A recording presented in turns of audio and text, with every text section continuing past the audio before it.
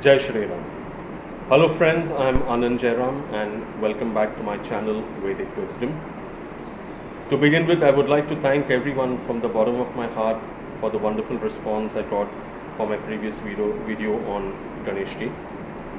And this has given me the motivation and enthusiasm to create more such videos from our scriptures and to inform you all the wealth of knowledge that we have in our scriptures is insufficient in one lifetime to cover it. Today I'm going to talk about Lord Vaman and Bali Maharaj. Since we had the festival of Onam just passed by, I felt it appropriate to discuss the event. I felt it appropriate to discuss the story of Lord Vaman because it is related to Onam. So Lord Vamandev was the fifth avatar of Lord Vishnu, and I'll be explaining in detail as to why he incarnated himself as Lord Vamandev and what learnings we can gather from it. So the story goes such that Bali Maharaj, who was the grandson of Prahlad, he set out on an expedition to conquer the heavenly kingdom. So Bali Maharaj came from an Asuric family, and there was always an eternal power struggle between the Devas and the Asuras.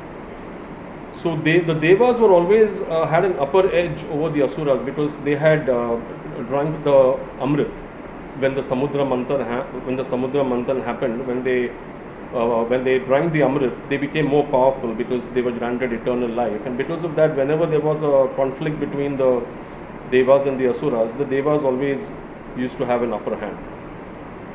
However, what the Asuras used to do to counter this is some of them undertook severe penances. They prayed to Lord Brahma or Lord Shiva for a long period of time, and when Lord Shiva or Brahma was pleased, they used to confer them boons which made them slightly powerful than the Devas. So there was a brief period wherein the Asuras had the upper hand, and when the Asuras had the upper hand, there used to be a lot of harassment that they used to undertake on the common citizens, and the harassment used to go to such levels that the Devas had no option because they were not powerful enough to defeat them. So they had to take shelter of Lord Vishnu, and Lord Vishnu, depending on the situation, used to incarnate himself to establish the balance of power. Now the same thing happened in the case of Bali Maharaj. With the help of severe penances through his Guru Shukracharya, he got a lot of power and he attacked the heavenly planets, and he drove away Lord Indra from there and he took control of it. But there was a slight difference between Bali Maharaj and the rest of the Asuras. Bali Maharaj, once he assumed power, did not harass anyone. He was a very, very noble king and he ruled with a lot of justice.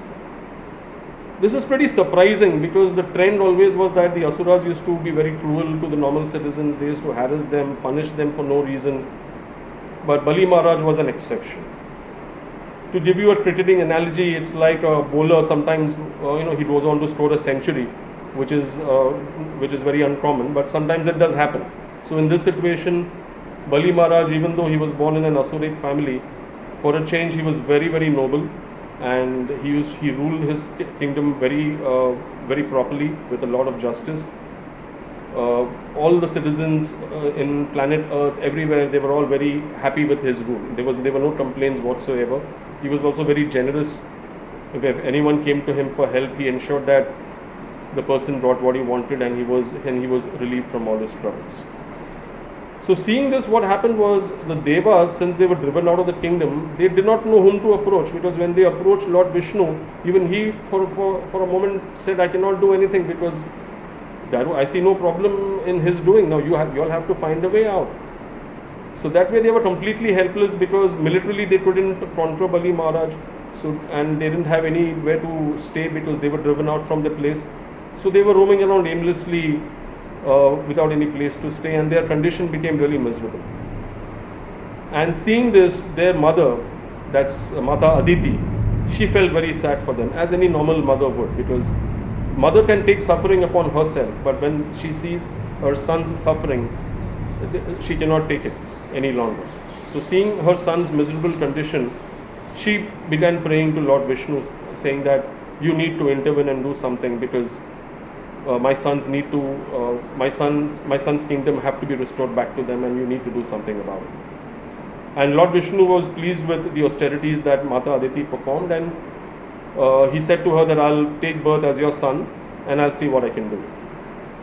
So accordingly, on an auspicious day, Lord Vamandev was born as Aditi's son. Now, unlike other avatars of Lord Vishnu like Rama and Krishna, where they were childhood pastimes and then there were other pastimes, and then finally the ultimate objective was achieved of killing Ravan or killing Kamsa and the Mahabharat war. In the case of Vaman, there was no such pastimes. As soon as he was born, he became, he grew in stature, and then he took the form of a dwarf. So he went direct to the point. Now, the atheists and other rationalists might argue, "Arey, what is this? How can someone just grow up from a small infant into a man of about 20-23 years, and that too in a dwarfed form?" So the answer to these rationalist and atheistic friends is that God is above logic and science. He doesn't report to them. So you cannot equate the Supreme Lord with science and logic. He is much beyond them. He is beyond contemplation, and that's why he is worshipped.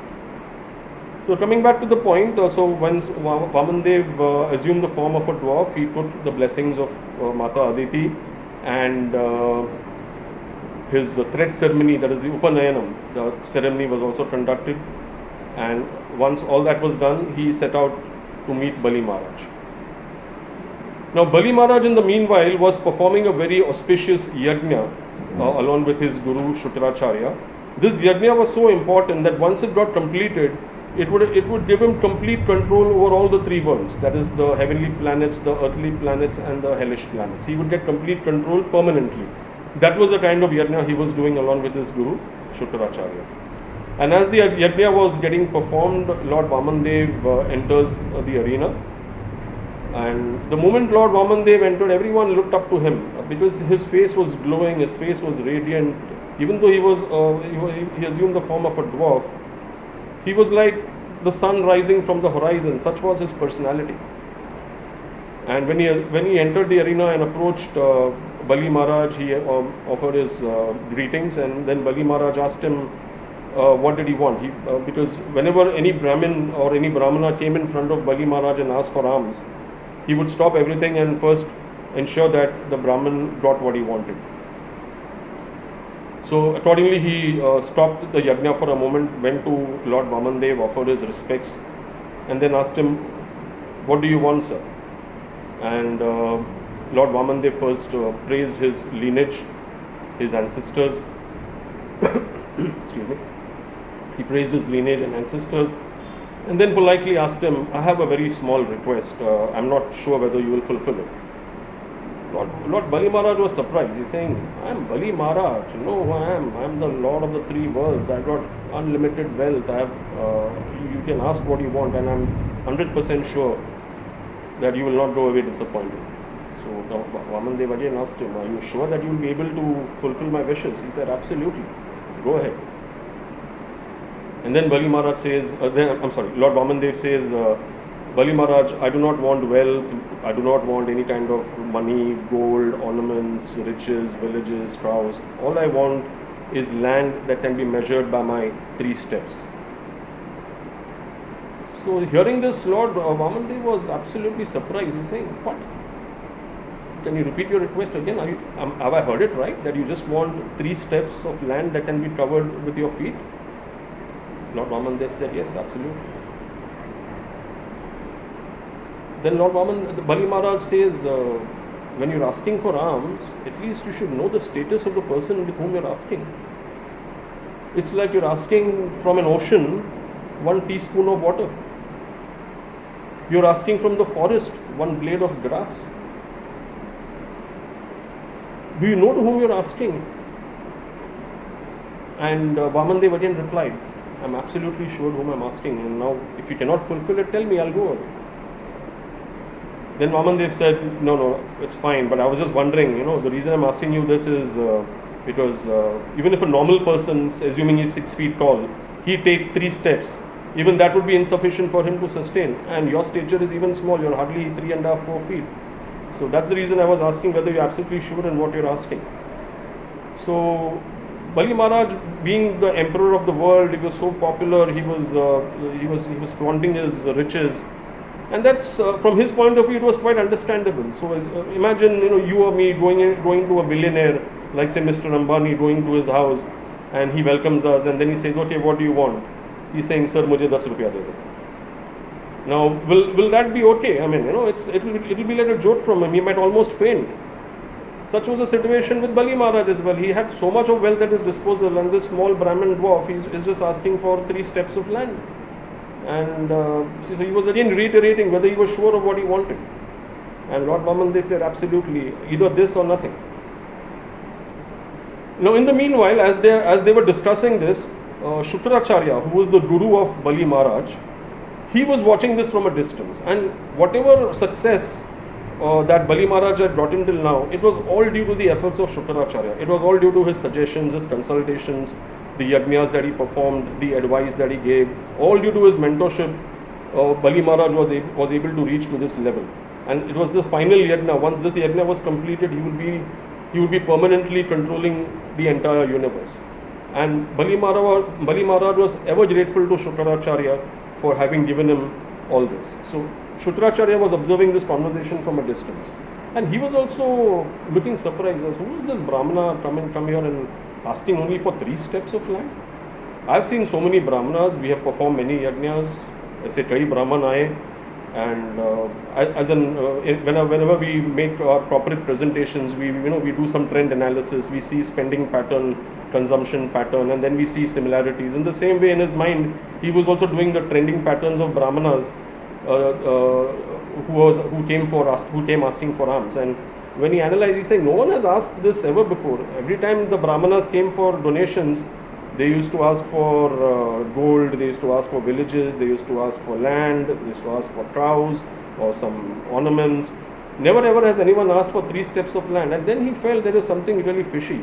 There is something that is not right. And immediately he went into a trance, he started meditating, and using his yogic powers, he tried to ascertain who is this person who has come and asking only for 3 steps of land. And after some time he realized that this person out there is no one but other than Lord Vishnu himself. He has come in the form of a dwarf. And immediately he got up and informed Bali Maharaj that please do not give him anything, because he is going to take away everything from you. In the name of asking for 3 steps of land, he is going to ensure that you are left with nothing. Bali Maharaj was very surprised. He is saying, what are you saying? Well, yes, I am absolutely sure. This Brahman who has come in the form of a dwarf, he is none other than Lord Vishnu himself. And today he is going to take everything that you have. So do not give him anything. Do not give the sankalpa of giving it charities. Just refuse it and let him go. And to back it up, he gave logical explanations from the scriptures, wherein at certain situations it's okay to refuse charity. No sin will come upon you. And that way he tried to logically explain to Bali Maharaj. But when Bali Maharaj heard that it was Lord Vishnu himself who had come for asking charity, he was absolutely dumbfounded. Here was a supreme Lord, the Lord of the universe, who has come in the form of a beggar and asking for charity. What is more auspicious than this? How can I refuse something to the Supreme Lord? And Bali Maharaj was a very ardent devotee of Lord Vishnu and Mata Lakshmi. And when he saw Lord Vishnu himself coming and asking for charity from him, he's saying he was absolutely sure that there must be some good cause behind this. And nothing else mattered after that. Whatever money he had, whatever wealth he earned, whatever power that he gained, nothing else mattered. All he wanted was to please the Supreme Lord Vishnu. And then he took the sankalpa and told Lord Vamandev that yes, I give you your 3 steps. And once the sankalpa was given, Lord Vamandev expanded himself to gigantic proportions. The first step that he took, it covered the entire earthly planets. The second step that he took, it covered the entire heavenly and the hellish planets, which means in 2 steps, he had taken away all that Bali Maharaja had brought in, Bali Maharaj had earned all this while.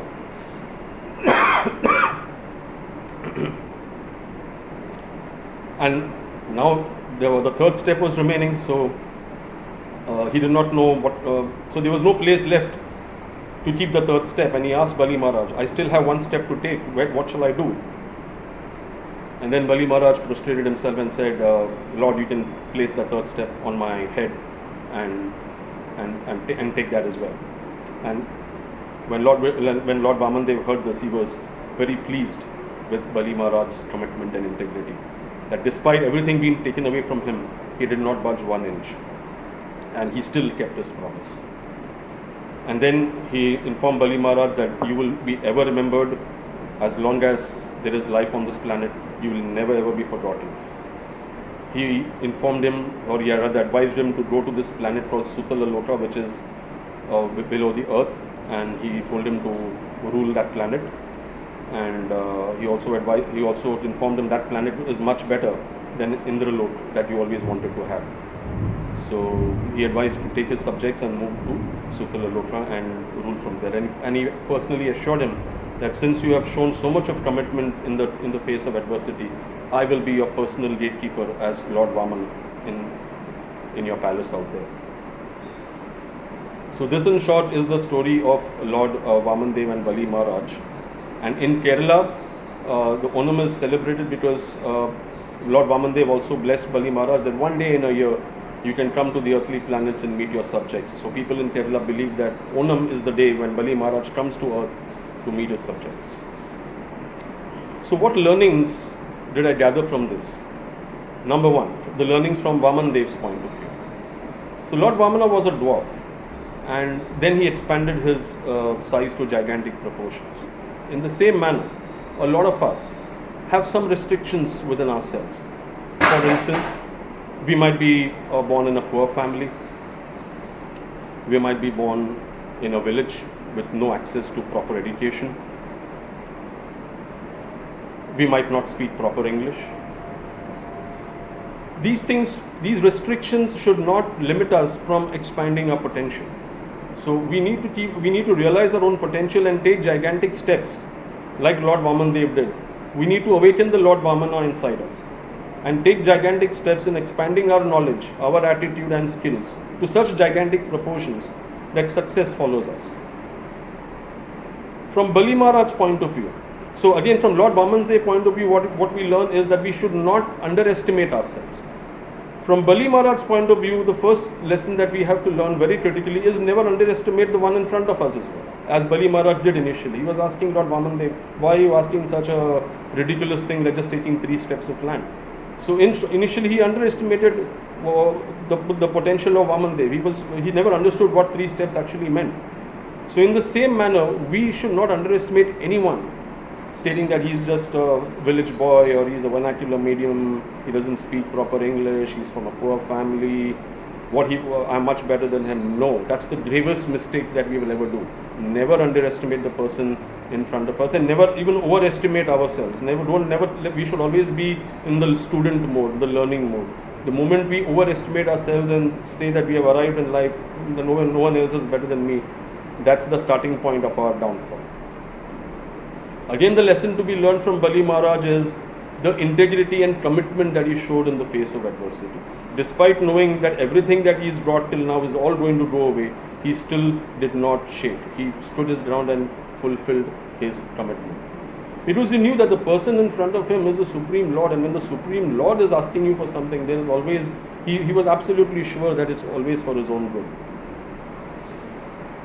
We also pray to God a lot of times, and we offer a lot of wealth, we offer donations to temples in the hope of getting something in return. And yes, the Lord blesses us as well and gives us a lot of wealth and prosperity, our businesses prosper. But just imagine a similar situation if the Supreme Lord himself comes to you and says, I want everything else. Would we give it? Do we have that much of faith as Bali Maharaj that we will give everything away? That is the question we need to ask ourselves. That is the commitment and integrity that we need to learn from Bali Maharaj in the face of adversity. Thank you once again for the wonderful opportunity that you all gave me to let me speak to you all on this topic. I hope this has added some value to you, and going forward I'll be coming up with more videos as I promised you all, and I hope and pray that you all stay safe and sound, because we are having this pandemic which is not going away. In fact, it's increasing day by day. So please stay safe, please stay sound, and I hope and pray that the blessings of Lord Vamana will give you all a lot of happiness and prosperity in the days to come. Thank you once again. Jai Shri Ram.